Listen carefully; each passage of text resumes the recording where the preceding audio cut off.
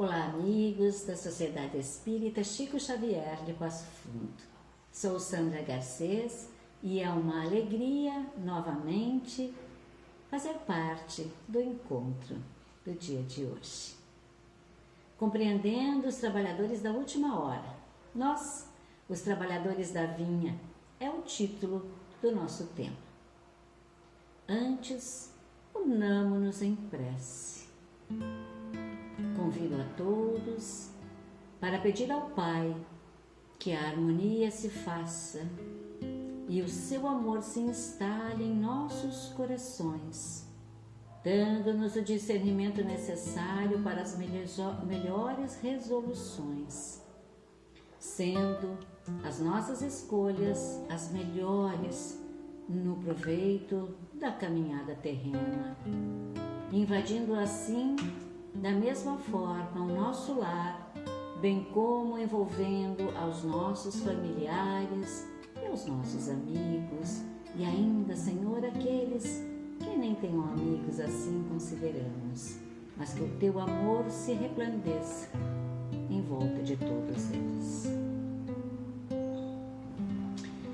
O assunto de hoje para a nossa reflexão trata-se da parábola dos trabalhadores da vinha. Esta é uma parábola de Jesus que aparece apenas em Mateus, no capítulo 20, nos itens 1 a 16, e está no nosso Evangelho segundo o Espiritismo. Nesta passagem de Mateus, ele nos relata quando Jesus compara Deus, Pai, ao dono da vinha que contrata trabalhadores para cultivar a colheita. E esse cenário fazia parte do funcionamento da tradição israelense. E para começar, vamos lembrar no primeiro momento como Kardec estrutura o Evangelho, sendo este capítulo o que dá sequência ao da fé, que transporta montanhas. A fé que está relacionada a todos nós, está no agir no mundo. Precisamos da fé. E quando ele trata dos trabalhadores da última hora, ele refere-se às responsabilidades do que estão envolvidos no processo de transformação do mundo. Ou seja, nós, porque ele traz a parábola que Jesus contou e aonde Jesus reconstrói sobre uma outra parábola já conhecida na época. Existe um versículo, Levítico 26.9, que é o terceiro livro da Bíblia, que recebe esse nome porque contém as leis dos sacerdotes da tribo de Levi, né? Que era uma das 12 tribos de Israel, que foi designada para exercer a função sacerdotal, né, no meio do seu povo.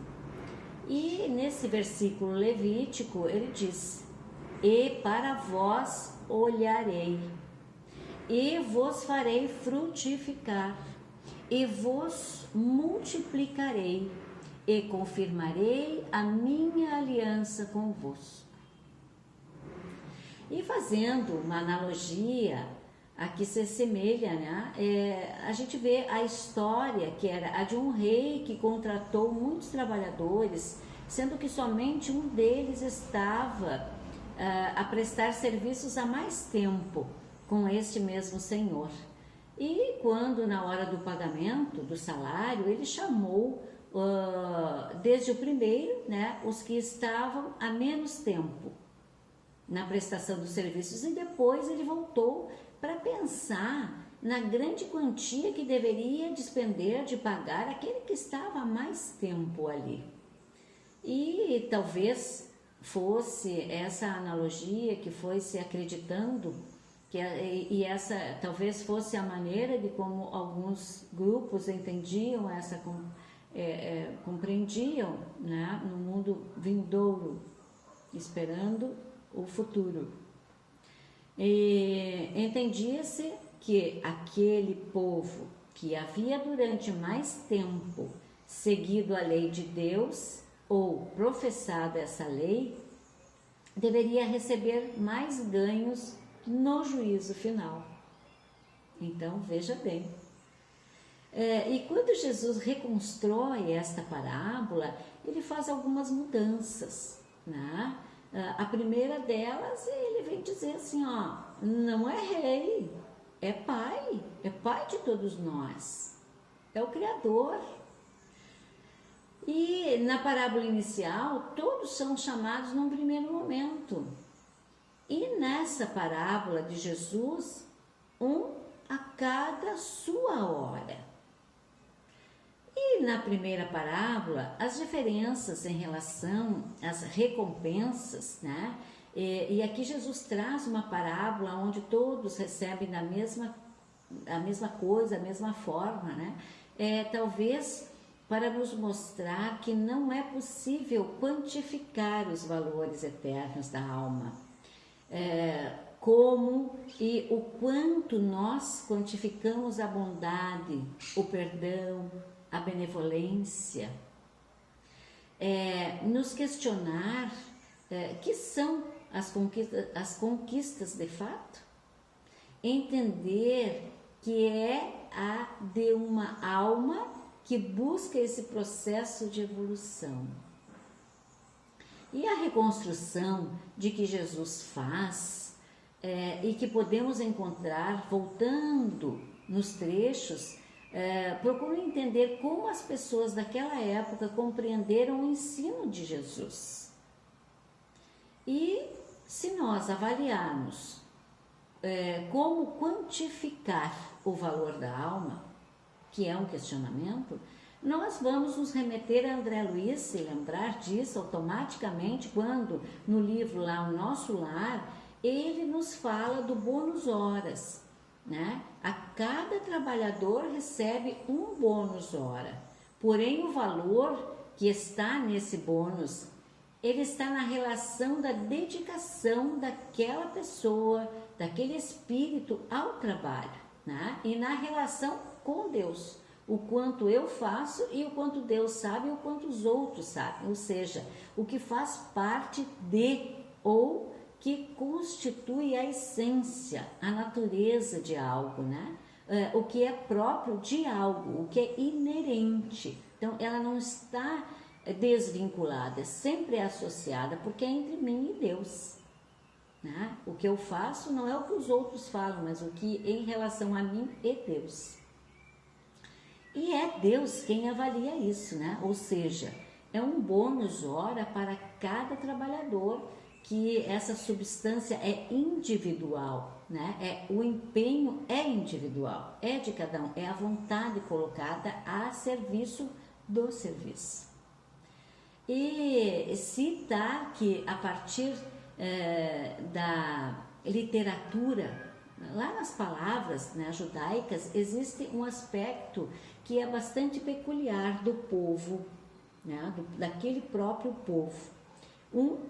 É que é uma certa visão de que sempre o povo hebreu é melhor do que todos os outros. Então, eles têm em si isso, né? Nós somos melhores.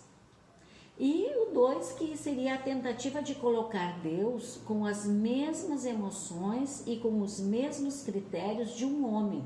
Então, a gente julga Deus com os critérios humanos. E aí nos equivocamos. E é aqui que nos leva a pensar a questão de quantidade e de qualidade. E para o reino do Espírito, na esfera espiritual, não é a quantidade que vale, é a presença, é você estar inteiro naquilo que faz, é a qualidade do que é feito e que também o que é possível ser feito. E nós não podemos esperar, né, de que um missionário que reencarnou no início da Idade Média, um desempenho de um missionário que está encarnado hoje, do século XXI, porque os recursos hoje que nós temos, que estão disponibilizados a nós, a ele, são os maiores, né? O nível de compreensão de vida, de lei, e assim, num contexto geral, é diferente. Inclusive hoje, nós ainda temos o conhecimento da terceira revelação. E por vezes nós achamos que as pessoas que viviam naquela época tinham a obrigação de conhecer coisas que só nós passamos a ter através e depois da revelação dos mecanismos, das leis de fato que regem determinados fenômenos, né? Com a terceira revelação, ou seja, já é muito esforço pensar, refletir e propor uma ação dentro daquele contexto histórico. Houve um passado, houve um trabalho. E por vezes nós não entendemos e julgamos. Quem trabalhou na época de Moisés, nós temos que analisar que naquela época não tinha o padrão moral que temos hoje. Imaginemos o que era viver 3.000 anos atrás. Nós conseguimos entender isso?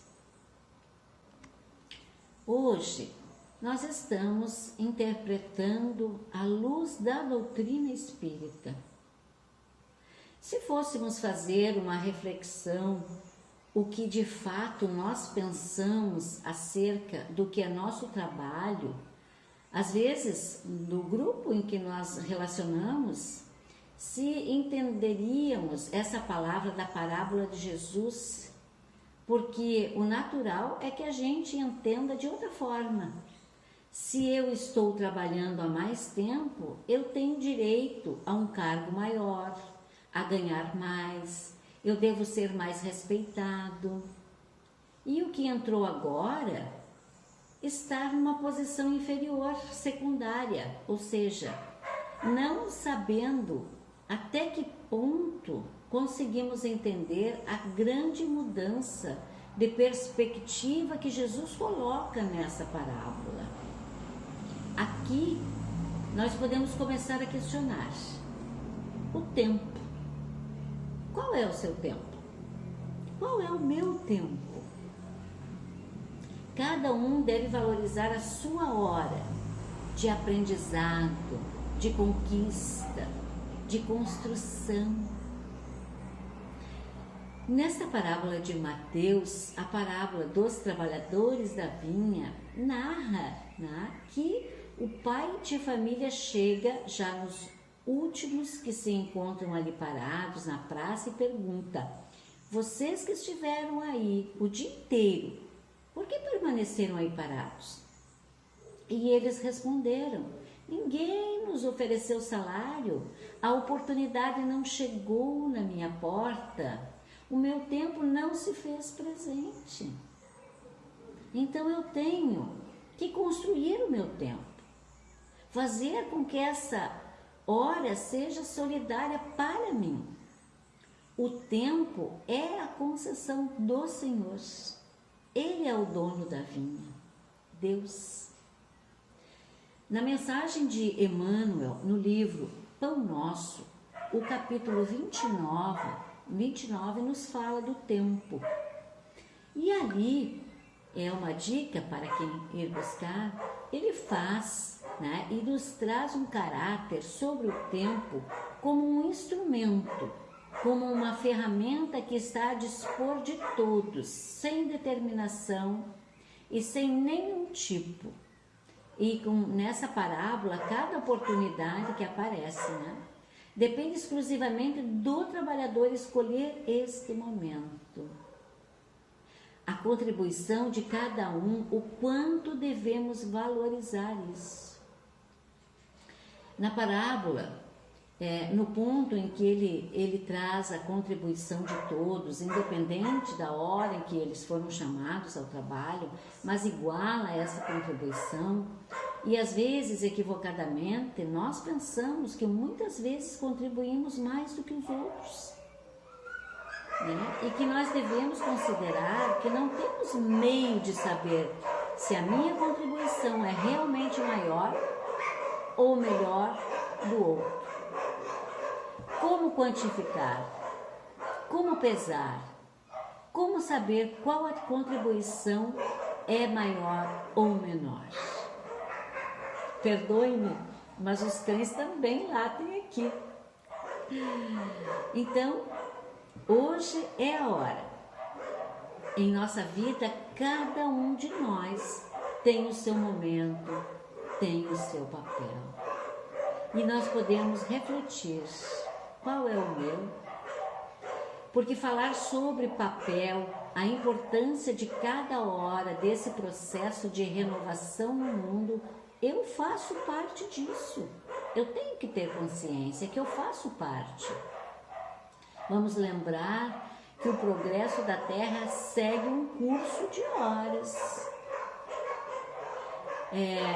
Lembrando também em uma mensagem que Chico trouxe através do Espírito que se assina com o nome Um Espírito, em Belo Horizonte, certa ocasião, ele fez um apontamento dizendo que o passado é a minha advertência, o presente é a minha realidade e o futuro a minha promessa.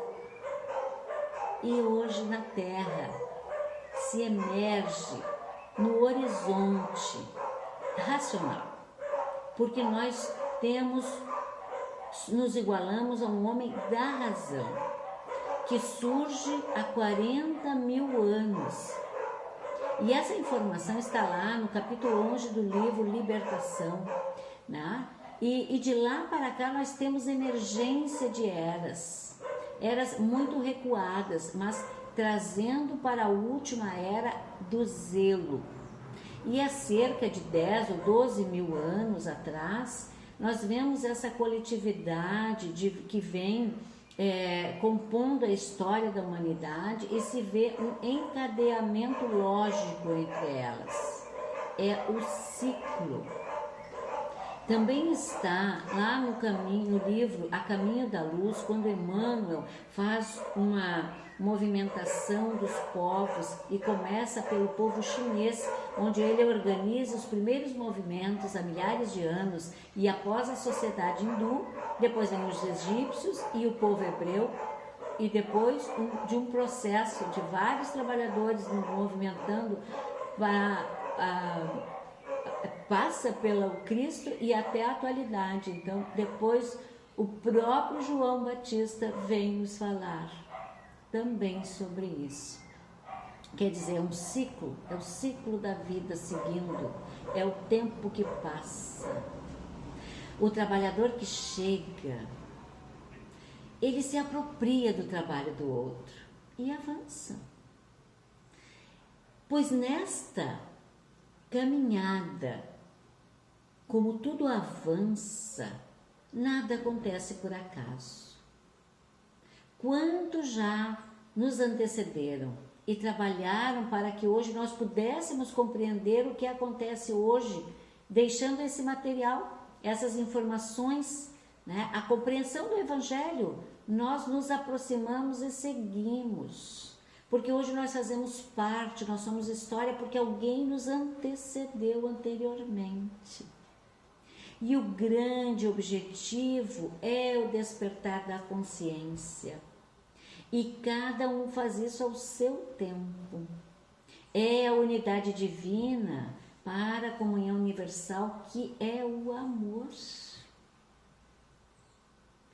Em João, no capítulo 16, no item 14, o item 16, no Cristo Consolador, quando ele promete o Consolador, ele diz: Ele estará para sempre convosco e nos guiará em toda a verdade, mostrando aí que a doutrina espírita teria um papel de nos conduzir num processo eterno do encontro com a verdade, cada vez mais ampliando a percepção. Lá no livro A Caminho da Luz e também no Evangelho, nós só compreendemos hoje porque os anteriores já araram a terra e todos nós lembramos desta passagem. Kardec também cita outras parábolas, e são muitas, pois o objetivo é a evolução, e o Evangelho está cheio. Muitos são os chamados, poucos os escolhidos. Quem são os escolhidos mesmo? Aqueles que tomaram consciência do reino dos céus. A obra divina no coração dos homens é um convite à consciência de autoburilamento e da sua melhora, da minha melhora. Busquemos a construção da verdade. O Evangelho de Jesus passou por vários povos e várias escritas. Muito se perdeu, muitas foram alteradas. E são muitas as interpretações, são muitas escritas. O Evangelho não é forma, mas essência, é o despertar para a luz.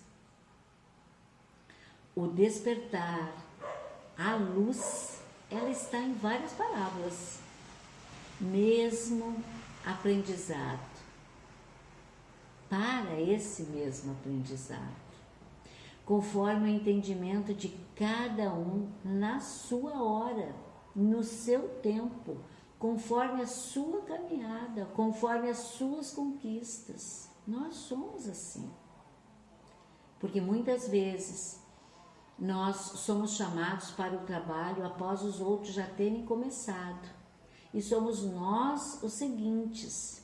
Nós vamos colaborar com o que temos, com o que sabemos. Quem sabe se não teríamos nós que começar o trabalho? Quem sabe não fomos nós, esses do passado, que já fizemos uma boa parte, por isso temos uma compreensão diferente hoje. Muitos de nós virão depois de nós. É a sequência, uma lógica, é respeito, o direito igual de pertencimento, porque todos nós pertencemos à vinha do Senhor. E vamos lembrar aqui Estevão, que trabalhou antes da chegada de Jesus, com um nível de compreensão e dedicação muito grande. Estevão foi o nome dado por Gesiel, quando esse se converteu ao cristianismo.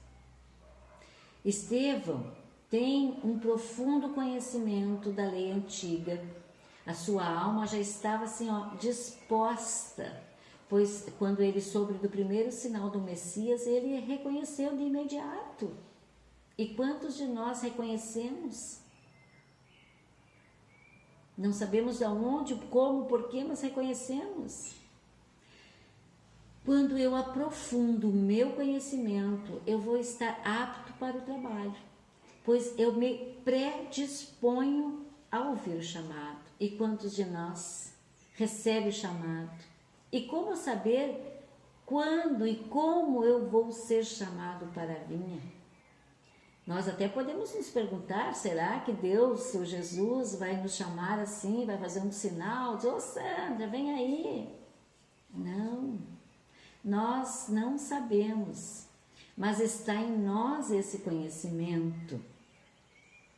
Em uma das várias gavetas que temos, eu costumo sempre dizer que nós somos seres dotados de um grande armário cheio de gavetas. Cada gavetinha a gente guarda uma informação, um aprendizado de várias vindas do passado. Que nós somos um somatório, e quando essa bagagem se compõe desse aprendizado, está tudo ali dentro de mim. E quando algo me chega, eu desperto e abro uma gavetinha ali, porque eu vou saber como conduzir, como compreender, eu vou reconhecer. Todos nascemos simples e ignorantes, porém quando há disposição de uma alma em aprender, ele constrói, mesmo na adversidade. Porém, quando se fecha o circuito, quando se nega a entender e evoluir, eu passo a apanhar, eu passo a parar e eu entro numa espécie de processo expiatório, ou seja, eu desconheço, e quando eu desconheço, começamos a sofrer. O sofrimento nada mais é do que o desconhecer do caminho certo. Estevão é alguém que se estuda dentro desse circuito da evolução de coração aberto, porque o desafio do espírito é entender quando Deus encerra uma hora e abre outra hora para o recomeço. Ficamos tão presos a um sistema que achamos difícil verificar outro. Saímos do conforto, do estável. Nós devemos estar preparados para o processo de evolução, de ampliação. E para estar preparado para esse processo é preciso ter uma compreensão da existência. Não estar preso à forma, mas à essência. E quem está conectado com a essência consegue ver a continuidade. Quando Deus traz a continuidade, Ele oferece resistência? Não. Porque Ele quer que o seu filho, a sua criatura evolua, então Ele não nos oferece resistência. Ele está ligado num processo de continuidade. E isso é um desafio. Desafio exige mudança. A mudança exige muito preparo, pois ela nos tira do conforto, daquela zona de conforto. Temos que sair da estagnação, porém achamos que é mais fácil ficar, né? É mais fácil ficar na zona conhecida do que encarar a desconhecida. O salto para outra situação que temporariamente é desconhecida, porque é só temporário, né? É o desafio. Por isso nós tendemos a permanecer estáticos, estáveis aonde a gente está. O Evangelho é um estudo do aprendizado. Quem estava no estudo na primeira hora e captou a essência, já está no entendimento de quem coloca as horas é o Pai, o dono da vida. Nós só trabalhadores somos. Somente seremos chamados ao trabalho. Nós somos chamados de trabalhadores da última hora. Todos somos já conhecedores. Deus não nos dá a oportunidade de vir sem saber que nós seremos capazes para a cooperação. E a grandiosidade do Pai é tamanha que não conseguimos compreender o todo. E ainda longe do que pensamos, o planeta não é um barco desgovernado, à deriva. Lembremos que a vinha, o planeta, é do Senhor e Ele tem o domínio de tudo, o controle das horas. Nós é que por vezes damos espaço ao pessimismo e fechamos os ouvidos para o chamado de cooperação para a melhora.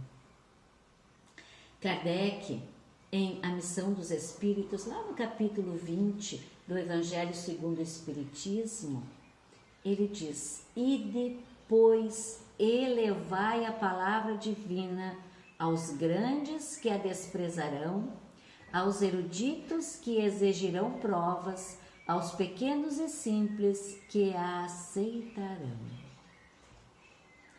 Esses pequenos são os que já estão preparados, abertos, e eles vão aceitar sem exigir provas ou comprovações, simplesmente aceitarão é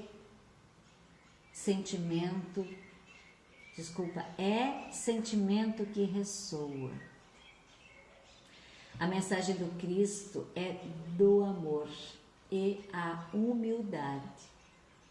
São esses que avançam, que alcançam e que sabem conhecer quando a doutrina chega, quando acolhe a proposta do Espiritismo, como Estevão acolheu a proposta de Cristo. Todos temos a hora de despertar. Lá, na parábola do Sermão do Monte, em Mateus 5, no item 7, tiveram pessoas que ouviram o Sermão do Monte e naquele momento acordaram, outros não.